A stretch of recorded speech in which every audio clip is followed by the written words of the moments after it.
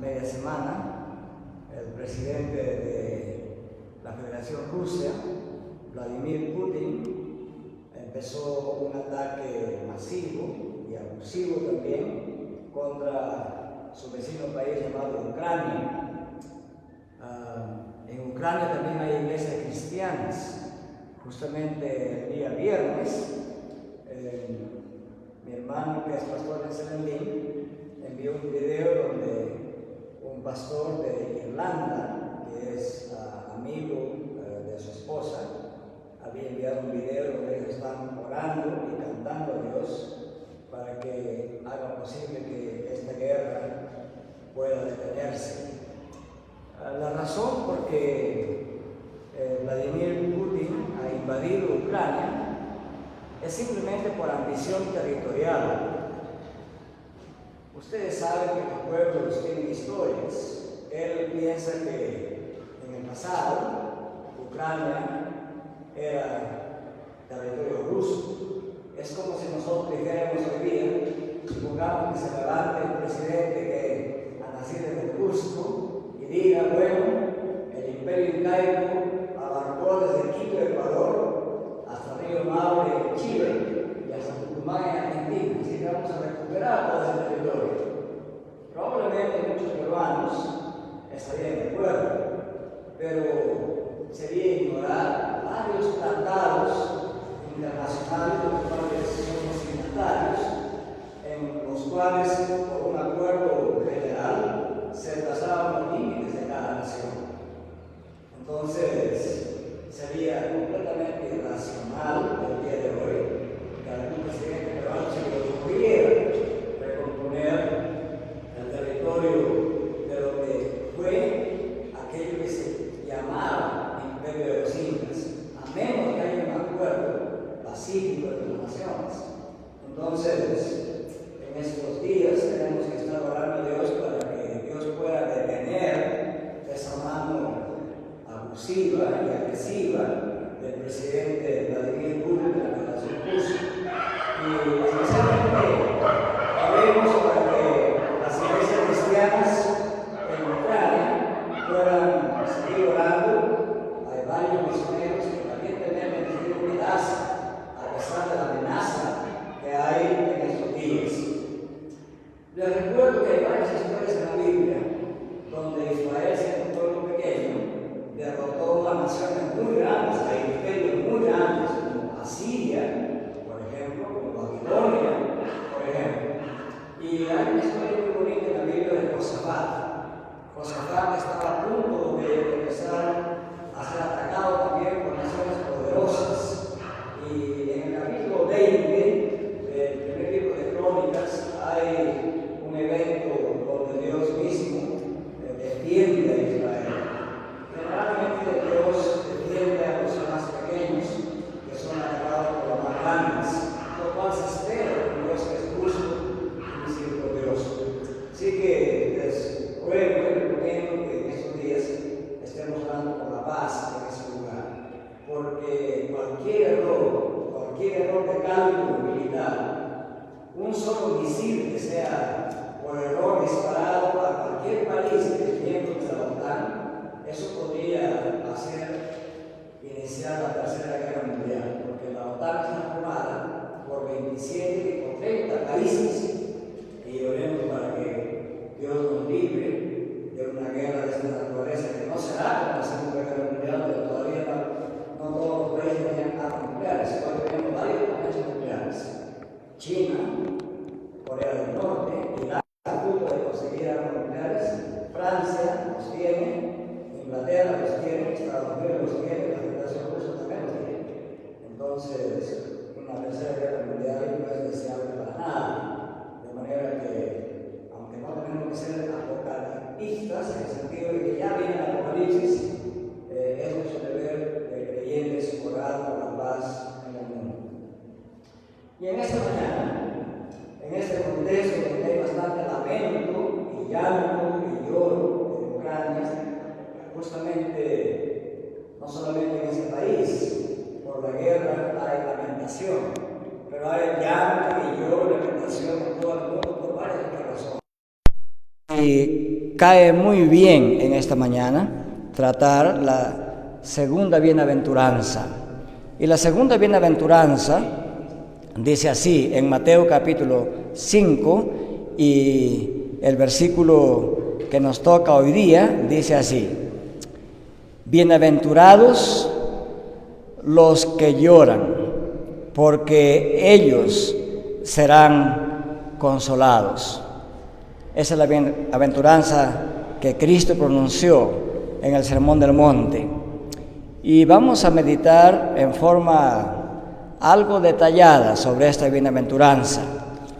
En primer lugar, quisiera, a manera de introducción, explicar el contexto de esta bienaventuranza.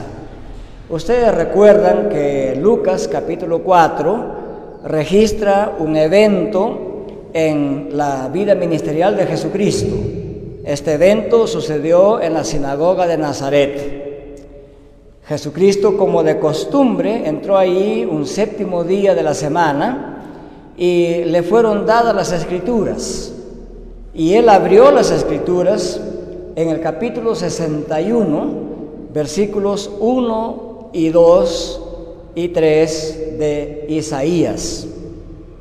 Y entonces, la lectura que Jesús hizo, si en ese tiempo la versión de la Biblia que se usaba muchísimo en todo el mundo se llamaba la Septuaginta. Se le llamó así porque se cuenta que 70 eruditos tradujeron el texto hebreo por primera vez a otro idioma, al idioma griego, porque en el siglo III antes de Cristo el idioma griego había llegado a ser el idioma internacional. Toda la gente culta en las ciudades más importantes del mundo hablaban el griego, se comunicaban en griego, las universidades enseñaban en el idioma griego, era el idioma incluso de la diplomacia internacional. Entonces, esta Septuaginta, la traducción del hebreo al griego de la Biblia, del Antiguo Testamento, era muy conocida en tiempos de Jesús. Y todos los que habrían escuchado la Biblia, esta lectura del capítulo 61, versículo 1 al 3, habría sido de esta manera. Voy a leer lo que la Septuaginta dice en el capítulo 61, 1 al 3 de Isaías. Lo que hemos leído en la mañana, al frente en el PowerPoint, ha sido el texto hebreo, traducido al castellano. Ahora voy a leerles el mismo pasaje, pero del texto griego traducido al castellano, y diría así: el Espíritu del Señor está sobre mí, por lo cual me ha ungido a evangelizar pobres, enviándome a sanar quebrantados de corazón, a predicar a los cautivos el perdón y a los ciegos vista, a proclamar el año del Señor acepto y día de retribución, a consolar a todos los que lloran, para que se dé a los que lloran en Sión, a ellos gloria en vez de ceniza, ungüento de alegría a los que lloran, manto de gloria en vez de espíritu de abandono, y serán llamados generaciones de justicia, plantación del Señor en gloria. Cuando Jesucristo leyó este pasaje en la sinagoga de Nazaret, él leyó el versículo 1 y el versículo 2, y ahí paró. Ya no leyó la parte que dice y día de retribución. Antes de hablar de la retribución o venganza, Jesús se detuvo en la lectura. Y varios se han preguntado, ¿por qué el Señor no leyó también esa parte que dice que Dios, a través de este enviado, de este ungido del Mesías, también iba a traer día de retribución? Es una pregunta correcta que se hacen los intérpretes. Y la respuesta es muy simple. Jesucristo ya no continuó leyendo acerca del día de la venganza por esta razón. mientras Él estuvo en esta tierra predicando el Evangelio de la gracia de Dios. Y mientras todavía estamos en este tiempo de la gracia de Dios, hasta que Jesucristo no venga por segunda vez, vivimos en esta etapa de la gracia y misericordia de Dios, donde todo el que cree en el Evangelio de Cristo está bienvenido a ser perdonado y a ser miembro del reino de Dios. El día de retribución al que se refiere Isaías aquí, Cristo lo deja en claro, se cumplirá cuando Él venga por segunda vez, porque allí vendrá ya no como el Mesías de gracia y misericordia, vendrá simplemente para ejecutar la sentencia final contra la desobediencia del ser humano. Por esa razón Cristo paró antes de pronunciar el día de venganza. Habiendo aclarado eso, vale la pena también aclarar quiénes son los que lloran en este capítulo 61 de Isaías.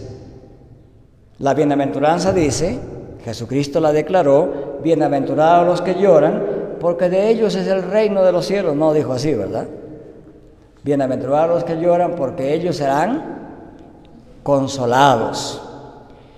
Entonces, hay aquellos que lloran en el Antiguo Testamento, a los cuales Isaías se refiere aquí en capítulo 61, versículos 1 al 3. ¿Quiénes son aquellos que estaban en una actitud de llanto, en una actitud de duelo? La palabra llorar no solamente se refiere a derramar lágrimas. La palabra llorar en la Biblia se refiere a aquellos que están lamentando, están en una situación de luto porque han perdido algo muy valioso para ellos. A esa actitud se refiere el lloro o llanto o lamento en Isaías. Y es claro eso porque además aquí también se menciona aquellos que están con ceniza sobre su cabeza.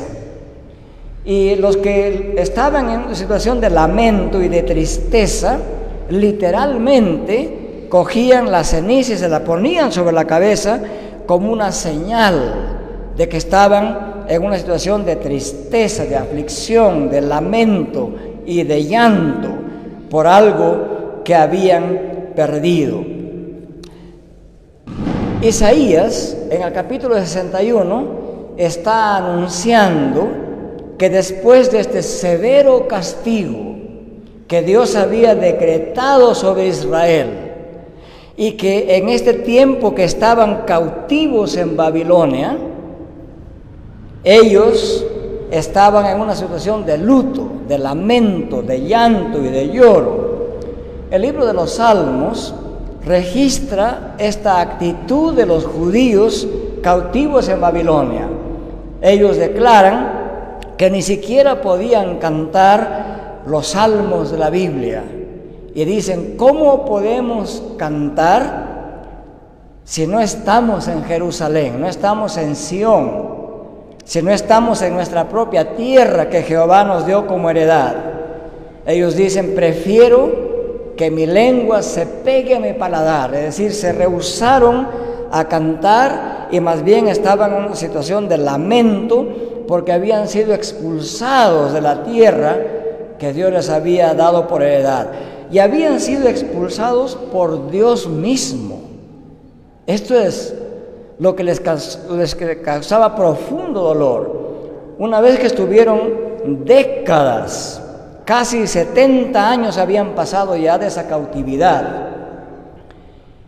Y eso los hizo conmover, los hizo llegar a la convicción de que la razón por la cual habían sido desheredados de la tierra por estos 70 años, la razón estaba en su desobediencia a Dios, que ellos habían desobedecido, que habían pecado, que habían roto ese pacto que Dios había establecido con ellos, el cual decía que si ellos se mantenían fieles a Dios y a su palabra, ellos tendrían la tierra por heredad por todo el tiempo.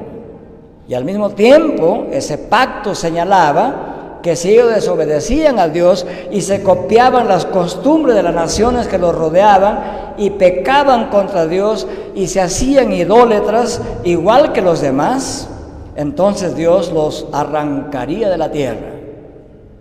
Pero como Dios los había tolerado por tantos años, ellos pensaron, bueno, ya han pasado tantos cientos de años y Dios no hace lo que dice, así es que sigamos pecando, pues sigamos como los demás. Pero llegó un tiempo en que Dios ajustó las cuerdas y les declaró que en razón de sus pecados los deportaría, y así sucedió. Entonces los que lloran aquí en Isaías son aquellas personas, aquellos judíos que llegaron a reconocer su inmensa pecaminosidad y se lamentaban porque pensaban que quizás Dios ya los iba a desechar para siempre. Una cosa es pasar un mes como cautivo en alguna cárcel o un año, otra cosa es que pasen 10 años, 20 años, 30 años, 40 años, 70 años. Imagínense que usted fue puesto a la cárcel de 5 años. A los 75 años saldría de esa cárcel. Es un tiempo largo, ¿verdad? Es un tiempo tan largo, suficiente, 7 décadas, suficiente para convencerse que aunque Dios es inmensamente misericordioso, Él no deja impune el pecado. Esto ya nos tiene que enseñar a nosotros una gran lección. Esto lo he dicho varias veces, hermanos y hermanas, piensen ustedes, algunos de ustedes tienen todavía 20 años, otros 30, otros 40, otros tenemos 50, si ya no los contamos ya tenemos más de 50, ¿verdad? Revisemos nuestras vidas. ¿Cuánta pecaminosidad ha habido hasta el día de hoy en nuestra vida? Si tenemos 70 años o cerca de 70, en realidad tenemos que reconocer que Dios es inmensamente misericordioso. Entonces, esta gente estaba lamentándose y llorando en llanto y quebranto y lamento, porque sabían que la situación en que se encontraban era una respuesta de Dios a su pecado o a la respuesta incorrecta del pueblo de Dios.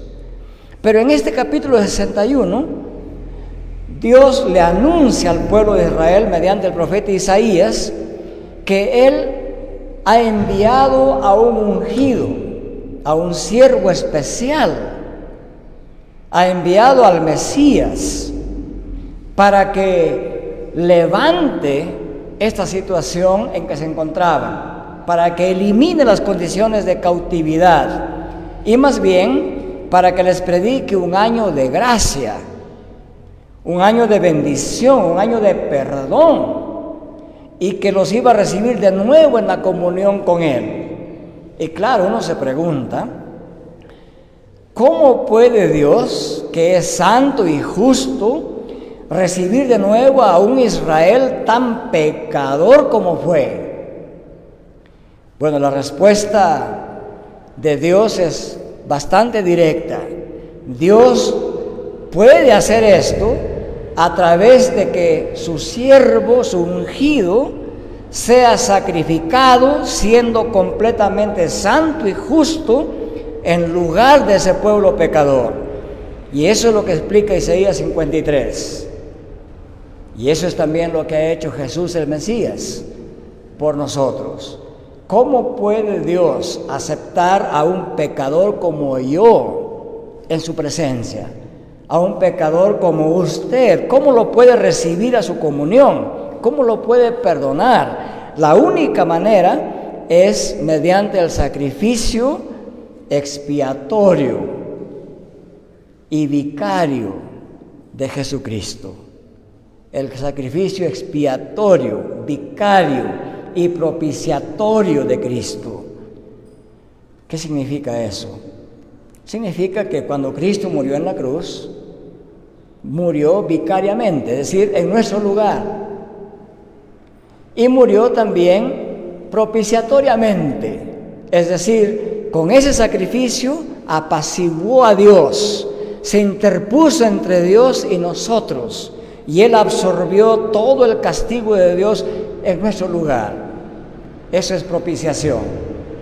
Y también no solamente murió vicariamente por nosotros, no solamente propiciatoriamente, defendiéndonos a nosotros, sino también lo hizo expiatoriamente, es decir, como resultado de ese sacrificio propiciatorio y vicario de Cristo, nuestros pecados son lavados y perdonados. Eso es expiación. Y solamente así nos puede aceptar Dios en su presencia.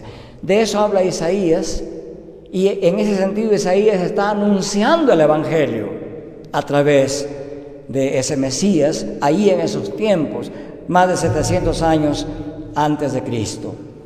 Este es el contexto de esta bienaventuranza. Es decir, los judíos que escucharon esta bienaventuranza rápidamente habrían hecho referencia a Isaías 53 y a Isaías 61. Por eso tenía que explicar primero, como introducción, este Isaías 61. Ahora vamos a mirar de cerca a la bienaventuranza. Bienaventurados los que lloran, pues ellos serán consolados. En la primera bienaventuranza, ¿la recuerdan? ¿Podemos repetirla? La primera. Bienaventurados los pobres en espíritu, porque de ellos es el reino de los cielos. En esa primera bienaventuranza aprendimos entonces que para entrar en el reino de los cielos, en el reino de Dios, tenemos que estar desprovistos de nuestras propias pretendidas capacidades y fuerzas y tener una actitud de completa dependencia de Dios. Esa fue la actitud de ser pobre en espíritu. Y ahora cuando leemos, bienaventurados los que lloran, porque de ellos, o porque ellos serán consolados, uno se pregunta, ¿y qué clase de actitud es esta de llorar para tener consuelo? Entonces, este tema acerca del lamento, de la aflicción, del lloro en sí mismo, es un tema que no solamente está en la Biblia el día de hoy. Hoy también este tema ha sido tocado y estudiado por la psicología científica también. El año pasado, en noviembre, hace escasamente 4 meses, la doctora Bárbara Sadik publicó un pequeño artículo dentro de la Asociación Americana de Psicología. Hay una revista dedicada a los adultos mayores. Y en esa revista ella publicó un pequeño artículo acerca de las 4 buenas razones para llorar. Así se titula ese artículo. Y en base a todos los estudios científicos y neuropsicológicos más recientes, ella nos da 4 razones para llorar. Pero antes de entrar en razón por razón, ella dice lo siguiente: adelante, lloren bien, lejos de ser un signo de debilidad o una fuente de vergüenza. Los psicólogos dicen que ceder a las lágrimas es un importante mecanismo de afrontamiento y una forma de higiene mental. Y luego nos da las 4 razones. O sea, esto nos muestra, y además todos nosotros por experiencia diaria y constante, no solamente vemos a gente llorar, pero nosotros mismos también, algunas semanas, algunos cada día, pasamos momentos en que el lloro es una realidad. Y ella dice que hay 4 razones que los psicólogos científicos han juntado para explicar por qué vale la pena llorar. Y la primera razón es la siguiente. Dice que si tú lloras, realmente te sentirás mejor después, porque al llorar te permite aceptar las emociones que puedes o no haber reconocido del todo, y puedes aceptar mejor lo que sientes y lograr una sensación de calma después. Bueno, esto es algo que se experimenta en realidad. La razón que da ella es que al llorar se activa el sistema nervioso parasimpático, dice ella, y entonces el cuerpo entra en un estado de tranquilidad y calma. Y por esa razón, de las reacciones neuroquímicas, el lloro es algo que es higiénico. Y la segunda razón que dan los psicólogos es que llorar disminuye el estrés. ¿Por qué? Dicen porque después de haber llorado hay una sustancia que se llama cortisol. Después de haber llorado, la cantidad de cortisol que produce ira, rabia, enojo, hiperactividad, etc., baja después de un llanto. Y entonces al bajar ese cortisol, se puede experimentar una sensación de calma y de flacidez incluso del cuerpo humano. Flacidez significa de relajamiento del cuerpo humano.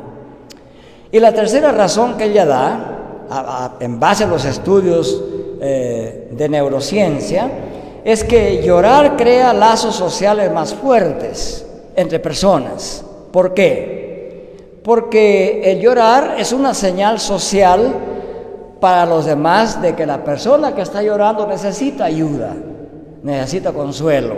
Entonces la gente se acerca, le da la mano, un fuerte apretón, un abrazo y unas palabras de consuelo. Y entonces crea lazos fuertes entre los seres humanos, promueve la cercanía entre seres humanos y fortalece las conexiones sociales. Bueno, no podemos decir que eso no sea verdad. Eso lo experimentamos constantemente en la vida. Y la cuarta razón que da la doctora Bárbara Sadik es la siguiente: llorar mantiene los ojos más sanos. ¿Por qué?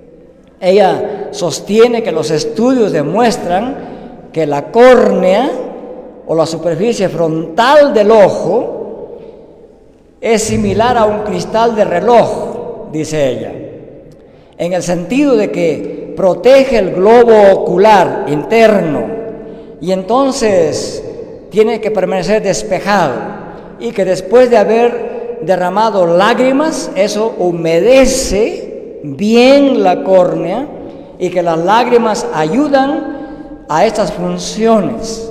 Además contienen ciertas sustancias que se llaman enzimas y anticuerpos que ayudan a combatir las infecciones. Y esa es la razón fisiológica por la cual cuando el ojo está enfermo tiende a botar más lágrimas, porque tiene que mantenerse húmedo.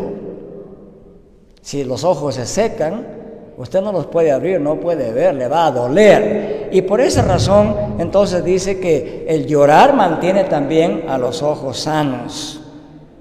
Esto es un tremendo mensaje científico, entre comillas, para aquellos que piensan que solamente los niños y las mujeres son los que deben llorar. Hay ciertas culturas que se expresan de esa manera, lo cual es completamente incorrecto, porque el lloro es casi una función fisiológica necesaria del cuerpo humano.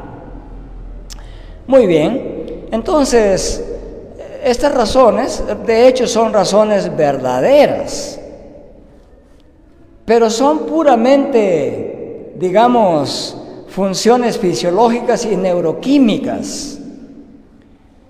Pero el lloro del que habla Jesucristo en esta segunda bienaventuranza no se refiere específicamente y únicamente a este tipo de lloro.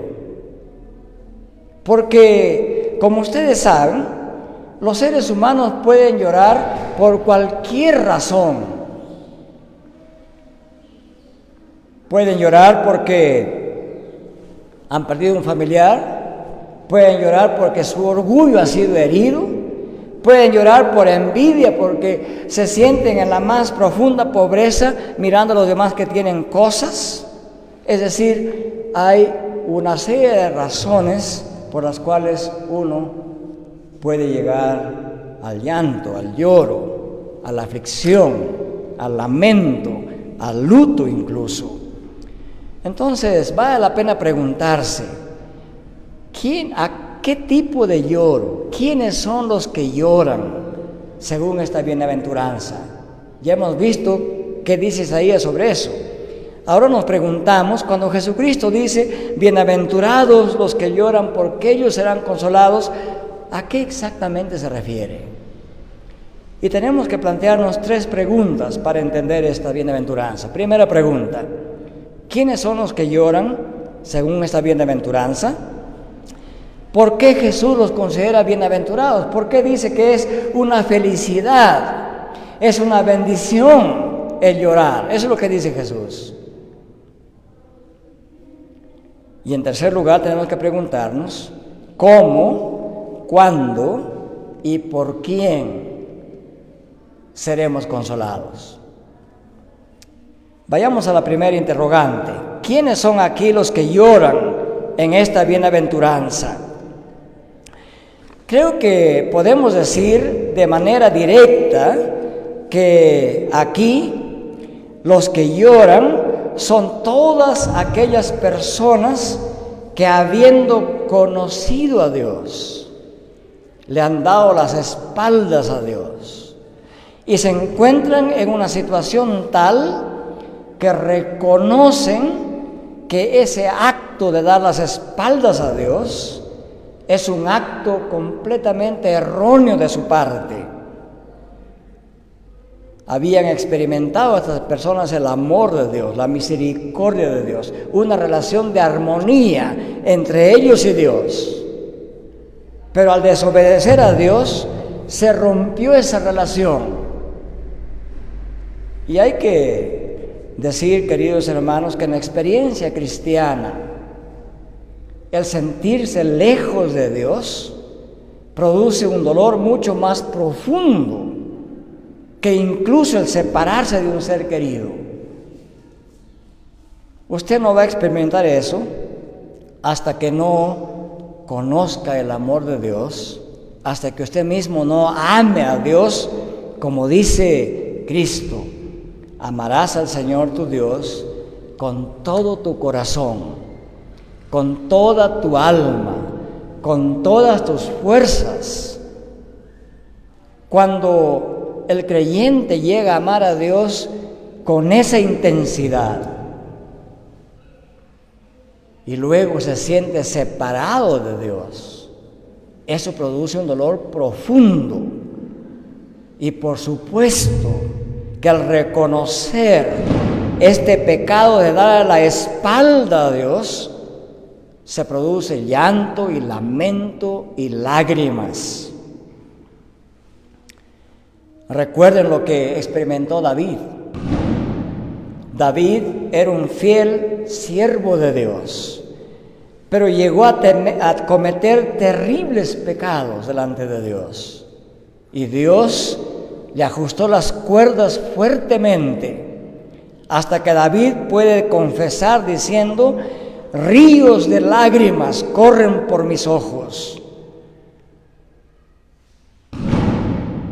Además, cuando David vio la pecaminosidad de otros, añadió: porque no guardan tu ley. Es decir, el lloro al que se refiere aquí Jesucristo es ese lloro en reconocimiento de nuestro pecado propio y también del pecado de los demás que transgreden la ley de Dios. En contraposición a eso, el Nuevo Testamento recomienda que el creyente ni siquiera debe alegrarse por la pecaminosidad que rodea a la sociedad. Los ojos de Jeremías eran una fuente de lágrimas por la pecaminosidad del pueblo de Dios y de la sociedad de sus tiempos. Por eso le llaman el profeta llorón a Isaías. Siempre está lamentando lo que le pasa a su sociedad. Esdras mismo lamentó e hizo ayuno y se puso ceniza, se puso de luto por la pecaminosidad de su propio pueblo que había vuelto de la cautividad de Babilonia. Ya estaban habitando Jerusalén y otra vez comenzaron a pecar igual que antes. Y entonces nos dice que Esdras entró en comunión con Dios y se puso ceniza e hizo lamento. Lloró por la situación de pecaminosidad del pueblo de Dios. Daniel también se puso de luto y se puso en llanto y lamento, como hemos cantado el capítulo 9 de Daniel, por la pecaminosidad de su pueblo. Estos modelos de lamentación de estos hombres que lloraron en la Biblia es por el pecado suyo propio y por el pecado de los demás. Y a ese tipo de llanto se refiere Jesús aquí. No es al llanto por cualquier razón. Y Jesús mismo se lamentó y lloró por los pecados de los pueblos que no se arrepentían, por la dureza del corazón de ellos, nos dice Marcos capítulo 3, versículo 5. Pedro mismo, Pedro le prometió a Cristo: mira, Señor, si a ti te van a capturar y te van a matar, yo voy a estar al frente, yo jamás me correré. Pero todos ustedes saben lo que le pasó a Pedro. Negó a Jesucristo. Y entonces, después de eso, se dio cuenta de ese pecado. Se arrepintió de ese pecado, llorando amargamente, dice el texto. Entonces, la intensidad del llanto, equivalente a la intensidad del pecado que hemos cometido o que otros cometen, es la razón para este lloro. Y a eso se refiere Jesucristo aquí. Entonces, los que lloran en esa segunda bienaventuranza son aquellos que sienten pesar en sus corazones. Y este pesar se apodera de toda su persona y se manifiesta externamente en derramamiento de lágrimas por su propia condición de miseria espiritual y también por la miseria espiritual de los demás. Los cristianos que vivimos en este Perú y en este mundo de hoy, tenemos suficiente razón para tener lamento casi cada momento de la vida. Si miramos a nuestro alrededor, donde nosotros vivimos hoy, y nos preguntamos: ¿es Dios adorado y alabado por nuestra sociedad cajamarquina?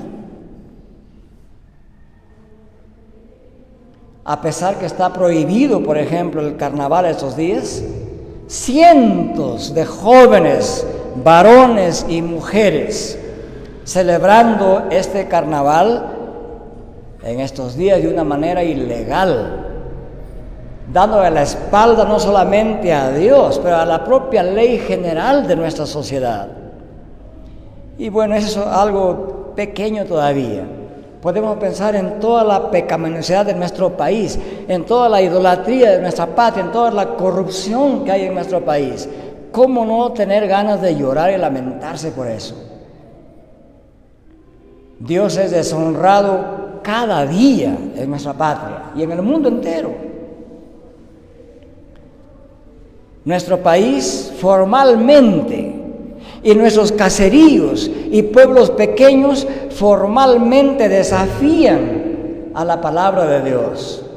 ¿Cuándo hay que hacer la faena para limpiar los canales, para arreglar las chacras en la sociedad rural? ¿Qué día? El día domingo, ¿verdad? Porque es el día que la gente tiene tiempo, porque es el día libre para la gente. Pero cuando leemos la ley de Dios, ¿qué dice? 6 días trabajarás, mas el 7º día será reposo para Jehová tu Dios. ¿Qué está haciendo la gente hoy en este 7º día? Ya sabemos que, ni siquiera voy a mencionarlo. ¿Honra a Dios nuestro país? En general no. Gracias a Dios que los pocos peruanos que honran a Dios están aquí en la congregación hoy y en diferentes congregaciones de nuestro país. Nuestro propio jefe de Estado, todos los ministros, ellos piensan que cuando trabajan el domingo se sienten gloriosos y como que han hecho grandes cosas, honrando al ser humano y a su trabajo y deshonrando a Dios. ¿Cómo no llorar por esa situación, verdad? La segunda pregunta que nos hemos hecho es: ¿por qué Jesús dice que los que lloran son bienaventurados? Bueno, la respuesta es bien simple aquí. Y dice que serán felices, serán bienaventurados, serán benditos, porque ellos serán consolados. Pablo aclara bien esta situación. Jesucristo no está diciendo que será bendito todo el que llora por cualquier razón. Está diciendo que todo aquel que llora por la razón correcta, por su miseria espiritual, por la pecaminosidad que vive la sociedad, todo aquel que llora penitentemente será consolado. Pablo aclara bien esto cuando les dice a los corintios, por ejemplo, que la tristeza del creyente produce arrepentimiento para salvación, dice Pablo, mientras que la tristeza del mundo produce muerte. Jesús está afirmando aquí que son bienaventurados, que son benditos, que son felices los que lloran conforme a lo que acabamos de describir, por su propio pecado y por el pecado de otros, orando a Dios para que el mundo venga al arrepentimiento. Aquí se nos dice en el Salmo 126, los que sembraron con lágrimas, con regocijo segarán. Irá andando y llorando el que lleva la preciosa semilla, mas volverá a venir con regocijo trayendo sus gavillas.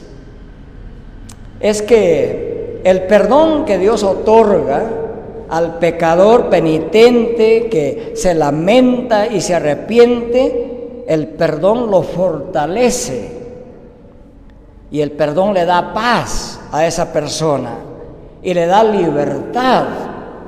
Se siente libre del peso y del pesar que trae el pecado.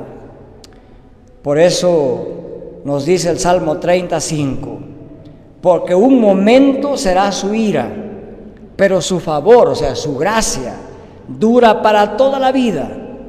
Por la noche dura el lloro y a la mañana vendrá la alegría. El perdón produce eso, la alegría, la paz, la tranquilidad.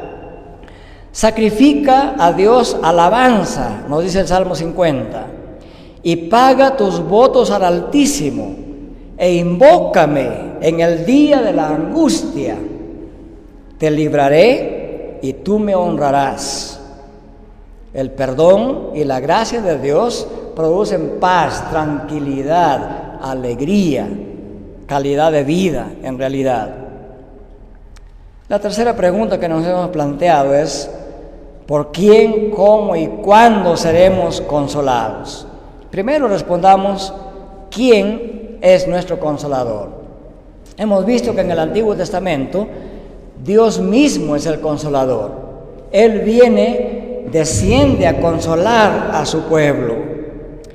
En el Nuevo Testamento, en este pasaje, en esta segunda bienaventuranza, Jesucristo mismo se declara el ser ese enviado de quien Dios habla en Isaías. Y por lo tanto, cuando nos preguntamos quién es nuestro consolador, en este pasaje directamente es Jesucristo mismo. Jesucristo mismo ha venido como consolador. Él aclaró bien esto un poco más adelante en el Evangelio de Mateo. En el capítulo 11 de Mateo, versículo 28 al 30, esto es lo que dice Jesús: venid a mí, todos los que estáis trabajados y cargados, y yo os haré descansar. En otras palabras, vengan a mí todos los que están llanteando y lamentándose y cansados de esta vida, de sí mismos y de los demás. Vengan a mí, yo os haré descansar. Lleven mi yugo sobre vosotros y aprended de mí, que soy manso y humilde de corazón, y hallaréis descanso para vuestras almas, porque mi yugo es fácil y ligera mi carga. ¿Quién es nuestro consolador? Jesucristo. Jesucristo nos puede dar descanso, paz, tranquilidad. Y la figura aquí es muy elocuente. Cuando dice lleve mi yugo, indica e implica que Cristo no tira el yugo sobre las espaldas, sobre la nuca de la gente. Él está en el otro lado, es el yugo de Él. Es ligera su carga, no es pesada, porque Él nos ayuda a llevar nuestras cargas. Pedro dice más adelante: pongan todas sus angustias a los pies de Cristo, que Él les puede dar paz y tranquilidad. Y el pasaje quizás más claro y más elocuente de esta consolación y de quién nos consuela es el pasaje de Juan capítulo 14. En el Antiguo Testamento Jehová es consolador. En el Nuevo Testamento Jesucristo es consolador. Pero además Juan 14 enseña que el Espíritu Santo es consolador. Escuchen lo que dice Cristo. Está en Juan 14, 15 al 18. Si me amáis, guarden mis mandamientos, y yo rogaré al Padre, y os dará otro consolador, para que esté con vosotros para siempre. Esto es importante, hermanos, en la práctica y en la vida cristiana. Cristo, al haber resucitado y al estar reinando en los cielos, no ha abandonado a su iglesia.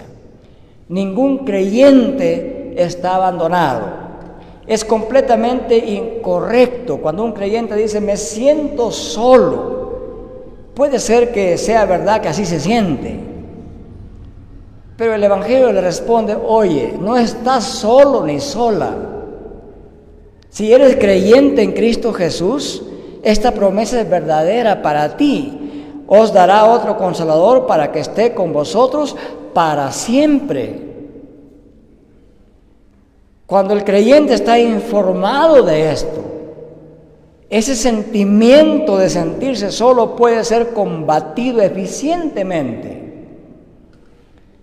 Y dice además el Evangelio de Juan capítulo 14 versículo 17: ¿quién es ese consolador? El Espíritu de verdad, el cual el mundo no puede recibir, porque no le ve ni le conoce. Pero ustedes, discípulos de Cristo, ustedes sí le conocen, porque vive dentro de vosotros y estará con vosotros. No os dejaré huérfanos, vendré a vosotros. ¿Cómo está Cristo presente hoy en la vida de la iglesia y de cada creyente? Mediante este consolador que es el Espíritu Santo. Y el apóstol Pablo, luego de haber sido convertido y consolado por Cristo mismo, Pablo entonces anima también a la iglesia a saber de este consuelo, para que la iglesia y cada creyente pueda consolar también a otros que están sufriendo dolor y tristeza. Y Pablo dice así: bendito sea el Dios y Padre de nuestro Señor Jesucristo, Padre de misericordias y Dios de toda consolación. ¿Quién nos consuela? El Padre. ¿Quién más nos consuela? El Hijo. ¿Quién más nos consuela? El Espíritu Santo. Dios de toda consolación, el cual nos consuela en todas nuestras tribulaciones. ¿Con qué propósito? Para que podamos también nosotros consolar a los nuestros en sus tribulaciones, por medio de la consolación con que nosotros somos consolados por Dios. El mejor consuelo que podemos dar a los afligidos, a los que lloran, a los que sufren, es este consuelo. Crea en Cristo, aférrese a Él y tendrá consolación. Y Pablo sigue diciendo: pero si somos atribulados, es para vuestra consolación y salvación. O si somos consolados, es para vuestra consolación y salvación, en la cual se opera el sufrir las mismas aflicciones que nosotros también padecemos. Y nuestra esperanza respecto de vosotros es firme, pues sabemos que así como sois compañeros en las aflicciones, también lo sois en la consolación. Muy bien. Aunque ya recibimos consolación del Padre, del Hijo y del Espíritu Santo, ahora mismo, en esta vida, aún aguardamos una consolación más plena, más perfecta y más absoluta, cuando el reino de Cristo sea consumado, al final de los tiempos. Y entonces nos dice Apocalipsis 7:17, que cuando Cristo venga por segunda vez y todo el mal haya sido suprimido y la nueva creación sea consumada y el reinado total, pleno y absoluto de Cristo esté tomando lugar, el Cordero, o sea, Cristo, que está en medio del trono, los pastoreará, los guiará a fuentes de aguas de vida. Y Dios enjugará toda lágrima de los ojos de ellos. ¿Quiénes son ellos? Los creyentes redimidos. ¿Quién nos consuela? Dios. Dios Padre, Dios Hijo, Dios Espíritu Santo. ¿Cómo somos consolados? En su misericordia, Dios puede quitarnos la causa que nos produce el dolor, que nos lleva al llanto, a la aflicción, al lamento. Dios ha hecho esto con su pueblo muchísimas veces. Lo hizo esto, por ejemplo, con Samuel. El pueblo estaba afligido y lloró, hizo luto y aflicción, porque los filisteos los aplastaban cada vez que hacían guerra con ellos. No los dejaban cosechar, no les dejaban paz, no había tranquilidad ni en la ciudad ni en el campo, sus chacras eran quemadas, ya no podían más. Y así los afligió Dios para que se den cuenta que a menos que dependan de la fortaleza consoladora de Dios, nunca tendrán paz. Y entonces dijeron: Samuel, por favor, intercede por nosotros. Y Samuel hizo sacrificio y oró. Y entonces derrotaron a los filisteos y la paz volvió a la vida del pueblo de Dios. Dios puede quitar la causa de nuestra aflicción cuando de verdad en penitencia venimos a Él. Y por penitencia me refiero en arrepentimiento, venimos a Él. Pero no siempre Dios nos quita esa causa del dolor. A veces Dios hace que permanezca cierta aflicción en nuestras vidas. ¿Para qué? Para que tengamos presente que necesitamos día a día de Dios. Por ejemplo, Pablo nos dice así: por tanto, no desmayamos. Antes, aunque este nuestro hombre exterior se va desgastando, el interior, no obstante, se renueva cada día, porque esta leve tribulación momentánea produce en nosotros una cada vez más excelente y eterno peso de gloria, no mirando nosotros las cosas que se ven, sino las que no se ven, pues las cosas que se ven son temporales, pero las cosas que no se ven son eternas. Es decir, a veces con el propósito de Dios mostrarnos su gloria, su poder y su gracia, mantiene ciertas condiciones que nos pueden provocar dolor o aflicción. El apóstol Pablo lo experimentó en su propia vida. Él dice: 3 veces intensamente he pedido a Dios que me quite este aguijón en la carne, este fastidio que me aflige permanentemente. Y Dios le dio como respuesta: Pablo, bástate mi gracia, porque mi poder se fortalece en la debilidad. Si todo estuviera perfecto en nuestra vida, muchos de nosotros probablemente seríamos tan orgullosos que diríamos en la práctica: no necesito de Dios. Y Dios sabe por qué nos trata así. ¿Cuándo seremos consolados finalmente y cómo? Juan no solamente nos hace saber que habrá consolación presente, ahora mismo, pero también nos hace saber que habrá consolación futura. Nos dice así el apóstol San Juan, está en Apocalipsis capítulo 21, versículos 3 y 4. Y oí una gran voz del cielo que decía: He aquí el tabernáculo de Dios con los hombres. Él morará con ellos. O sea, está viendo la consumación del reino, donde hay una habitación de Dios junto al ser humano. En otras palabras, el ser humano redimido, habitando, viviendo en la presencia de Dios. Y ellos serán su pueblo, comunión íntima con Dios. Dios mismo estará con ellos como su Dios. Y aquí viene la parte consoladora. Enjugará Dios toda lágrima de los ojos de ellos. Y ya no habrá más muerte, ni habrá más llanto, ni clamor, ni dolor, porque las primeras cosas pasaron. La aflicción, el dolor como causa de llanto terminará, no va a durar para siempre. Nuestra lamentación no durará para siempre, porque Dios, nuestro Consolador, como Padre bondadoso, cual niños que necesitamos un abrazo y una limpieza de lágrimas, se acercará no solamente a limpiar nuestras lágrimas, a vivir con nosotros, para que nos sintamos protegidos por toda la eternidad.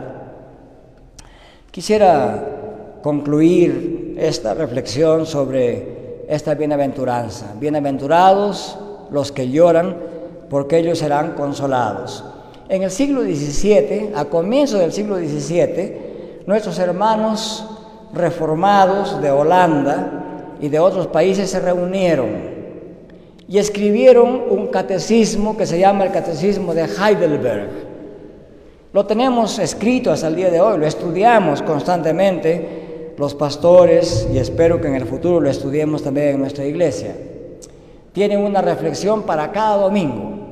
Tiene 52 reflexiones que son pregunta y respuesta. Para el primer domingo del año, el catecismo se plantea esta pregunta: ¿cuál es tu único consuelo tanto en la vida como en la muerte? Y el catecismo nos enseña a responder así: que yo, con cuerpo y alma, tanto en la vida como en la muerte, no me pertenezco a mí mismo, sino a mi fiel Salvador Jesucristo, quien me libró de todo el poder del diablo, satisfaciendo plenamente con su preciosa sangre por todos mis pecados, y me guarda de tal manera que sin la voluntad de mi Padre Celestial, ni un solo cabello de mi cabeza puede caer. Antes es necesario que todas las cosas sirvan para mi salvación. Por eso, también me asegura por su Espíritu Santo la vida eterna y me hace pronto y listo para vivir en adelante según su santa voluntad. Este es el único y sabio consuelo que tiene el creyente. Bienaventurados los que lloran, porque el Padre, el Hijo y el Espíritu Santo los consolará hoy, y en la consumación del reino nos consolará para siempre jamás. Que el Señor bendiga esta meditación en su palabra. Oremos. Nuestro Padre y nuestro Dios, le agradecemos por esta declaración de Cristo. Bienaventurados los que lloran, porque ellos serán consolados. Sabemos que esto se refiere a los santos que lloran, a los creyentes, a los redimidos. Pero al mismo tiempo, Dios, como iglesia, hoy le suplicamos que convierta a todos aquellos que tienen aflicción y lamento en este día, en nuestro país, en nuestro barrio, en nuestra región, en nuestra ciudad. Asimismo también oramos por su misericordia y por su gracia por el pueblo de Ucrania. Hay mucha gente desplazada, más de 360,000 en esta mañana ya están desplazados de su propia patria, niños que lloran, mujeres que se lamentan, porque pronto en estas horas sus esposos ya han perdido la vida o la perderán en los futuros días. Le suplico, Dios, que haga que su mirada se dirija al cielo por ayuda y misericordia. Usted es un Dios poderoso, justo. Usted nunca ha permitido que para siempre el poder de los malignos se ensañe sobre los pueblos pequeños. Le suplicamos que detenga la mano abusiva y asesina de Vladimir Putin y que pare esta guerra, oh Dios, una guerra sin justificación, una guerra ambiciosa de poder. Y le suplicamos, Señor, que a las potencias occidentales les ayude también a intervenir para diplomáticamente detener este baño de sangre que está sucediendo delante de nuestros ojos. Padre nuestro, tenga misericordia de los pobres de esta tierra, tenga misericordia de los que sufren. Ayúdenos como iglesia, oh Dios, a aliviar de distintas maneras, con palabras y obras, el sufrimiento de su pueblo. Gracias, Padre, por todo lo que nos ha dado hasta hoy, y gracias por esta bienaventuranza, porque no solamente nos da la esperanza presente y futura de su consuelo, sino que Cristo mismo nos asegura que Él ha asegurado un consolador y una consolación para su iglesia y para cada uno. Nada menos que el Espíritu Santo de Dios que vive en nosotros. Permita, Padre, que el pueblo peruano se arrepienta y siente la necesidad de Dios, que aprendamos a respetar su palabra y su ley, y entonces tendremos paz y tranquilidad. En el nombre de Jesucristo. Amén.